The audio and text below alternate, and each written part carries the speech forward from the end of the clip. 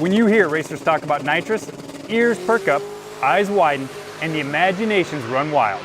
Nitrous oxide is nothing more than a gas that contains a higher oxygen concentration than the atmospheric air alone. It's typically stored under high pressure as a liquid in specialized bottles. Some dentists even use nitrous oxide as a sedative. We know it better as laughing gas, but it's not quite the same as what we use for racing. Automotive grade nitrous contains a small amount of sulfur mixed in and can be harmful if not used properly. Nitrous oxide can be injected into an engine as either liquid or gas form. As a liquid though, it must first change states from a liquid to a gas before it can be used for making power. Extreme heat within the combustion chamber causes the nitrous molecules to split. The extra oxygen that's left over from this separation allows you to burn more fuel, which in turn makes more horsepower. There's also another advantage to nitrous. The change in state from a liquid to a gas is known as vaporization. This actual vaporization process causes a rapid drop in temperature, making the incoming air-fuel mixture much denser, which helps to make more power. These benefits, along with the ease of installation, makes nitrous oxide an attractive power adder. But before running out and buying that nitrous plate or direct port system, there are a few things that you'll need to know.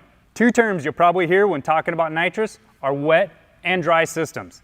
These terms refer to the method in which the additional fuel is added when a nitrous system is activated. A wet system adds additional fuel with a separate pump through the same plate or nozzle supplying the nitrous oxide.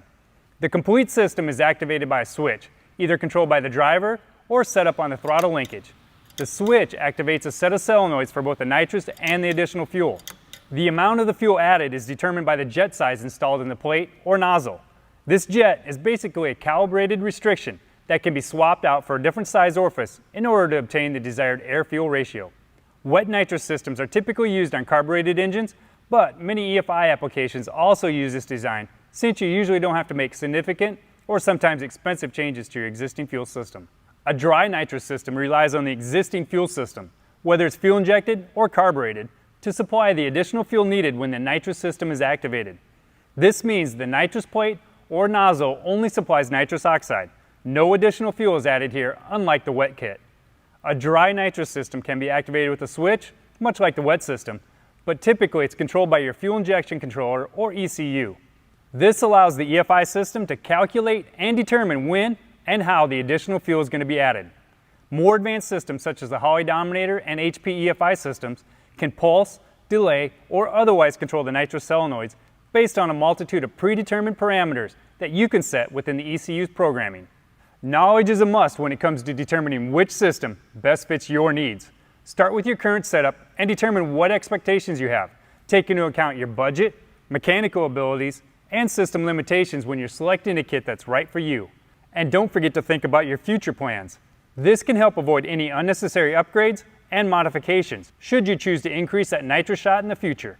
Whether you need a complete wet or dry nitrous system, or you're just looking for a few pieces to upgrade your current setup, with a huge variety of options and applications available, look no further than NOS, your nitrous leader.